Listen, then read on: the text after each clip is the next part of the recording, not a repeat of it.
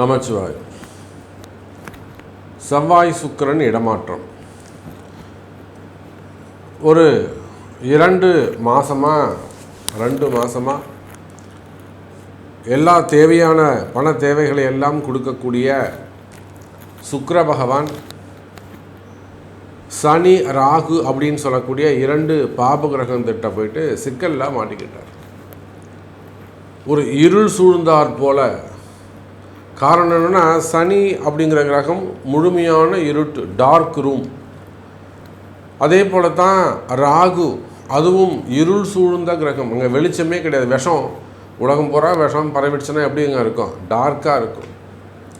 அப்போ சனி ராகு அப்படின்னு சொல்லக்கூடிய முக்கியமான 2 பாபத்துவமான கிரகத்திட்ட சுக்கிரன் அப்படிங்கிற ஒரு கிரகமும் செவ்வாய் அப்படிங்கிற கிரகமும் மாட்டிக்கிச்சு. இல்லையா சாமி? செவ்வாய் கடகத்தில் தானே இருந்தார், நீச்சமாகி அல்லவா இருந்தார், நீச்சத்தை தான் பாம்புக்கிட்ட மாட்டிக்கிச்சுன்னு சொல்கிறீங்களான்னா ஆமாம். செவ்வாய் திரிகோணத்தில் இருந்தார். அப்போ சனி ராகுக்கு 5ஆம் இடத்துல செவ்வாய். அப்போ திரிகோணத்தில் இருக்கக்கூடிய கிரகம் 1ஆம் இடத்தில் இருப்பதற்கு சமம். அப்போ பாருங்கள், செவ்வாயும் சுக்கிரன். செவ்வாய் வெளிச்சமான கிரகம், உங்களுக்கு எல்லாருக்குமே தெரியும். செவ்வாய் பிரகாசமான கிரகம். அதே போல் சுக்கிரனும் சந்திரனுக்கு சமமான வெளிச்சமான கிரகம்.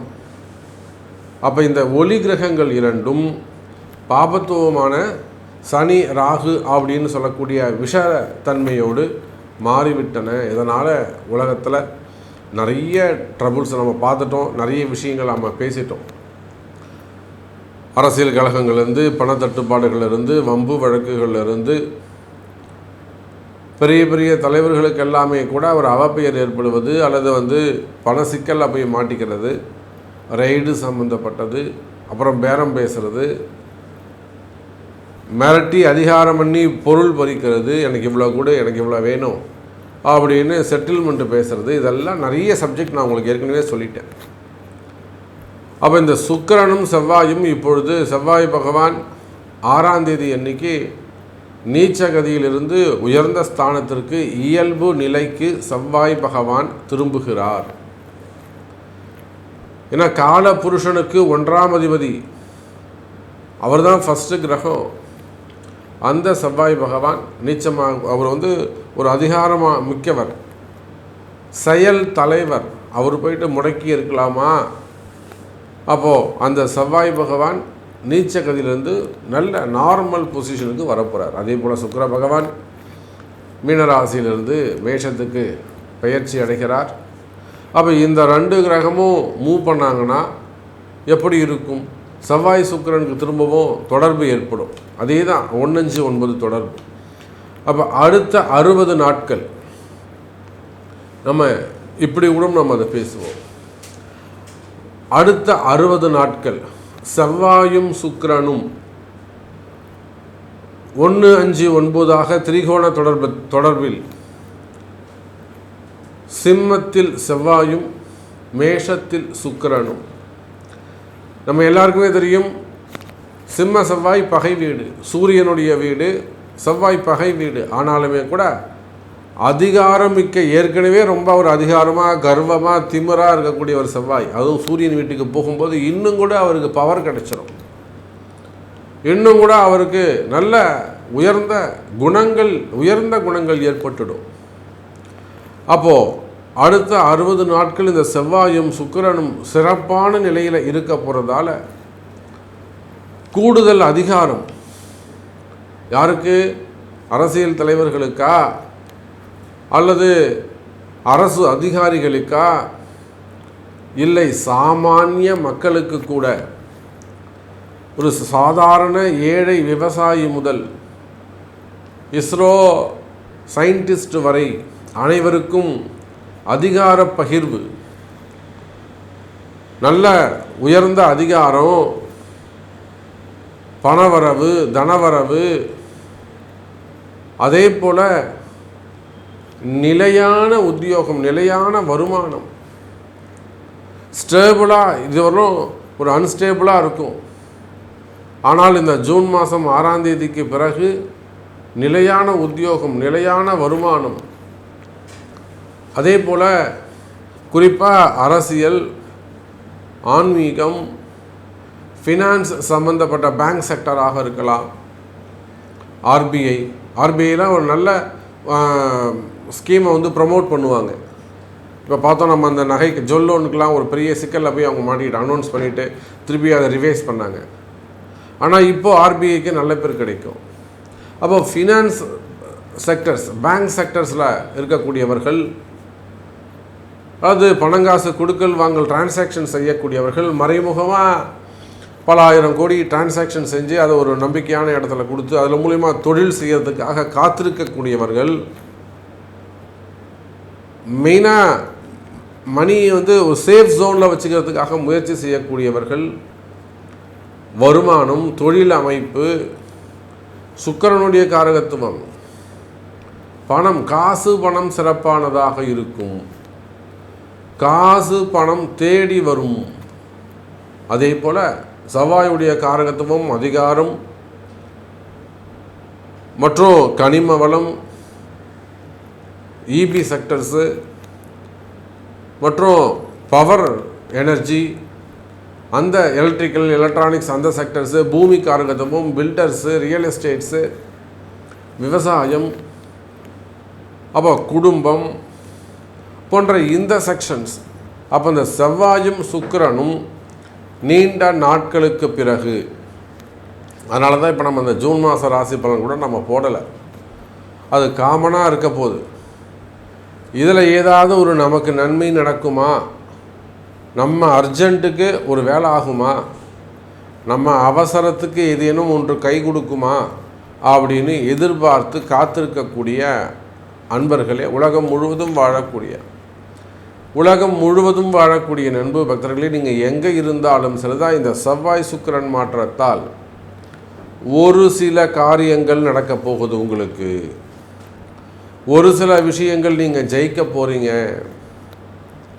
குறிப்பாக பில்டர்ஸு, அதே போல் குவாரிகள், கிருஷர்ஸ்லாம் வச்சு நடத்தக்கூடியவர்கள், கனிம வளம் சார்ந்தவர்கள், குரூப் ஆஃப் கம்பெனிஸு,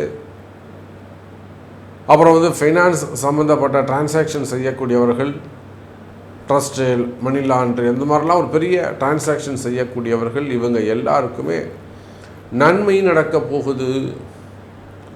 அப்போ வாருங்கள் நண்பர்களே, இந்த செவ்வாய் சுக்கிரன் இடமாற்றம் நல்ல முன்னேற்றமாக உங்களுக்கு அமையப்போகுது. உங்கள் ராசிக்கு இது பொருந்துமா?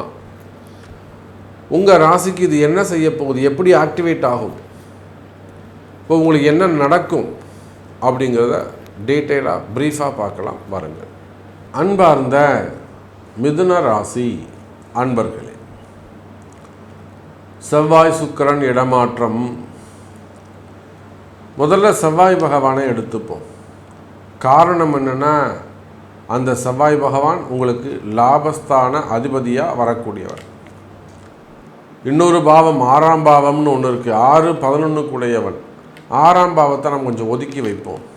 இப்போ மிதுனத்துக்கு தேவை ஒரு பாசிட்டிவான, ஒரு நல்ல சொற்கள், மங்களகரமான 4 வார்த்தை சொல்லுங்கள் சாமி, மகிழ்ச்சியாக ஒரு 4 வார்த்தை சொல்லுங்கள் சாமி, மனசுக்கு ஒரு ஆறுதலாக இருக்கும்.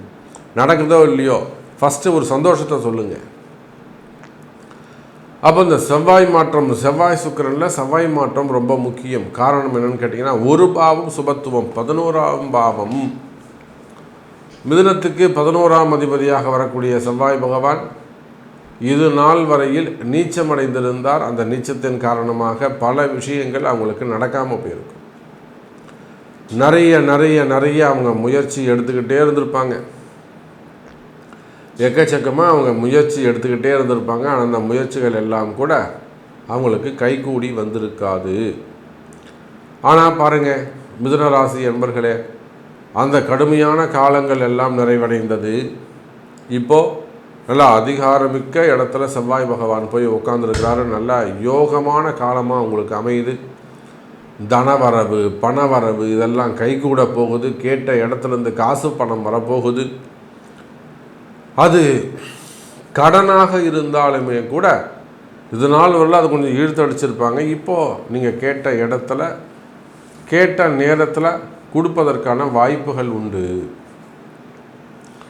குறிப்பாக நீங்கள் பணங்காசு கொடுத்து வச்சுருக்கக்கூடிய இடங்கள், டிரான்சாக்ஷன் செஞ்சுருக்கக்கூடிய இடங்கள், அல்லது ஒரு ஹெல்பிங் மைண்டில் கொடுத்துருக்கலாம், இல்லை ஒரு வட்டிக்கு ஆசைப்பட்டு பணத்தை கொடுத்துருக்கலாம்.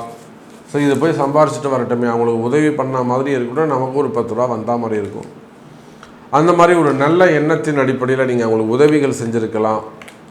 அப்போ அந்த மாதிரி வராத காசு பணங்கள் ஏமாற்றங்கள் இருக்குமே, ஆனால் காசு பணம் வராமல் ஏமாற்றங்கள் இருக்குமே, ஆனால் அந்த ஏமாற்றங்கள் எல்லாம் கூட சரியாவதற்கான வாய்ப்புகள் உண்டு.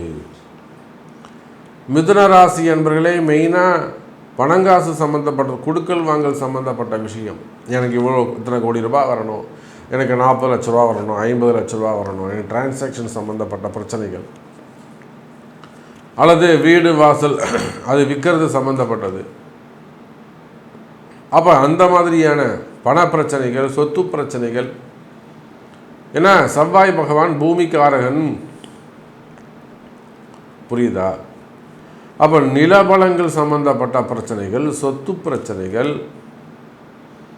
ஒரு இடம் வாங்கி வச்சிருந்த சாமி, அது டாக்குமெண்ட் ப்ராப்ளம், ஏமாற்றிட்டாங்க, இல்லை வாங்கினதுக்கப்புறம் அது இந்த மாதிரி ஒரு 2 பேர் நிற்கிறாங்க, இல்லை சம்திங் என்னால் அங்கே போக முடியல, விற்க விட மாட்டேங்கிறாங்க, ஏதோ ஒரு விஷயம், அல்லது வழி பிரச்சனையாக இருக்கலாம், சொத்து பிரச்சனைகளாக இருக்கலாம், real estates, promoters, land promoters, அவங்களுக்கெல்லாம் அந்த பிஸ்னஸில் இருக்கக்கூடிய ப்ராப்ளம், இன்வெஸ்ட் பண்ணிட்டா மூவ் ஆகாமல் இருக்குது, இடதோஷங்கள், மெயினாக இடதோஷங்கள், ஒரு வீடாகட்டும், ஒரு கம்பெனி ஆகட்டும், அல்லது ஒரு நிறுவனங்கள், சிறு சிறு நிறுவனங்களாகட்டும், நல்லா மூவ் ஆகிட்டு நல்லா ஜெயிச்சுக்கிட்டே வந்தவங்க திடீர்னு டல் ஆகிறாங்கன்னா காரணம் என்ன? அந்த இடதோஷங்கள். ஒன்று வாஸ்து தோஷமாக இருக்கணும், இல்லை யாராவது ஒருத்தர் உள்ளே வந்துட்டு போயிருக்கணும், இல்லை அது இடதோஷமாக மாறி இருக்கும். அந்த மாதிரி வரக்கூடிய இடதோஷங்கள், பூமி சம்பந்தப்பட்ட தோஷங்கள், இப்போ இதெல்லாம் உங்கள் வருமானத்தையோ உங்கள் தொழில் அமைப்பையோ புரட்டி போடும். அப்போ அந்த மாதிரியான சட்ட சிக்கலில் இருக்கக்கூடிய கண்ணுக்கு தெரியாத பிரச்சனைகள் உங்களால் கணிக்கவே முடியாது, உங்களால் கணிக்கவே முடியாது. நேற்று கூட பாருங்கள், நம்ம பழனி பக்கத்தில் ஒட்டன் சத்திரம் பெரிய ஒரு 250 ஏக்கருக்கு மேலே அவங்க வச்சு பிஸ்னஸ் பண்ணிக்கிட்டு இருக்காங்க. நல்லா ஓஹோன்னு இருந்த இடம், கம்பெனி, ஃபேக்ட்ரிஸ் எல்லாமே இருக்குது. திடீர்னு ஒரு 3 வருஷமாக எதுவுமே அங்கே நடக்கலை. அதுக்காக ஒரு வாரம், கிட்டத்தட்ட 1 வாரம் அங்கே தங்கியிருந்து அது என்ன பிரச்சனைன்னு கண்டுபிடிச்சி இருந்து பூஜை பண்ணி கொடுத்துட்டு வந்திருக்கோம். அப்போ அது மாதிரி இடதோஷங்கள், இடப்பிரச்சனைகள், கம்பெனி ப்ராப்ளம், ஃபேமிலியில் ஏற்படக்கூடிய பிரச்சனைகள், மெயினாக வருமானத்தில் வரக்கூடிய சட்ட சிக்கல்கள், ஏமாற்றங்கள், பணங்காசில் வரக்கூடிய ஏமாற்றங்கள், அதே போல் சகோதரத்துவம், செவ்வாய் அதையும் குறிப்பார் இல்லையா? உடன் பிறந்தவரிடத்தில் சித்தப்பாவாக இருக்கலாம், பெரியப்பாவாக இருக்கலாம், அத்தம்மார்களாக இருக்கலாம், அக்கா தங்கைகளாக இருக்கலாம், அண்ணன் தம்பிகளாக இருக்கலாம். உடன் பிறந்தவர்கிட்ட அவங்க அது மூலிமா வரக்கூடிய பிரச்சனைகளை அவங்கள்ட்ட அதை ஃபேஸ் பண்ணக்கூடிய சப்ஜெக்டு. இதெல்லாம் கூட சரி, குடும்ப உறுப்புகள், குடும்ப உறவுகள்லாம் சரியாகக்கூடிய காலம். மிதுன ராசி என்பர்களே, அதே போல தான் இந்த கணவன் மனைவி ஒற்றுமை. ஏன்னா சுக்கிரன் நேற்று வரலாம் மனைவி உங்களை வேணான்னு சொல்லியிருக்கலாம், இல்லை சண்டை போட்டிருக்கலாம், கடுமையாக நடந்திருக்கலாம். ஆனால் இன்னிலேருந்து ஜூன் 6ஆம் தேதியிலேருந்து உங்களுக்கு அனுகூலமாக நடந்துப்பாங்க, ஃபேவரபுளாக இருந்துப்பாங்க, சந்தோஷமாக வச்சுப்பாங்க. அது கணவனாக இருந்தாலும் சரிதான், மனைவியாக இருந்தாலும் சரிதான். அப்போது கணவன் மனைவி ஒற்றுமை, குடும்பத்தில் வரக்கூடிய பிரச்சனைகளுக்கு தீர்வு. அதே போல் இந்த ஷேர் மார்க்கெட்டு, சுக்கிரன் இல்லையா? அப்போது ஷேர் மார்க்கெட்டு, ஸ்டாக் மார்க்கெட்டு, இன்னும் ஆன்லைன் பிஸ்னஸ்ஸு, அப்புறம் சுக்கிரன் அந்த பியூட்டிஷியன்ஸு, நிறைய எக்ஸ்ட்ரா கோர்சஸ் பண்ணக்கூடியவர்கள், கலைத்துறையை சார்ந்தவர்கள், ஆர்கிடெக்டு, சினிமா துறையை சார்ந்தவர்கள், கலைத்துறையை சார்ந்தவர்கள், மீடியா துறையை சார்ந்தவர்கள், அப்போ மேக்கப்லாம் ரெடி பண்ணக்கூடியவங்க, ஸோ இந்த மாதிரியான தொழில் செய்யக்கூடியவர்கள் இவங்க எல்லாருக்குமே கூட மிதுன ராசியாக இருப்பார்களே ஆனால் நன்மை நடக்கும். ஸோ இந்த செவ்வாய் சுக்கிரன் சேர்க்கை அல்லது இந்த இடமாற்றம், நான் சொன்ன இந்த மாதிரியான காரகத்துவம், இந்த மாதிரியான தொழில் செய்யக்கூடியவங்க எல்லாருக்குமே நல்லது நடக்கப் போகுது. உலகம் முழுவதும் வாழக்கூடிய நண்ப பக்தர்களே, உங்களுக்கு என்ன கேள்வி, உங்களுக்கு என்ன செய்யணும் அப்படிங்கிறத உங்களுடைய பிறப்பு ஜாதகம்தான் தீர்மானிக்கும். ஸோ உங்களுக்கு என்ன கேள்வியோ பிறப்பு ஜாதகத்தை கொண்டு தொடர்பு கொள்ளுங்கள் என்பதை தெரிவித்துக்கொண்டு மீண்டும் ஒரு அற்புதமான பதிவில் சந்திக்கிறேன். நன்றி, நமச்சிவாயம். ஜெய் வராகி, ஜெய் ஜெய் வராகி.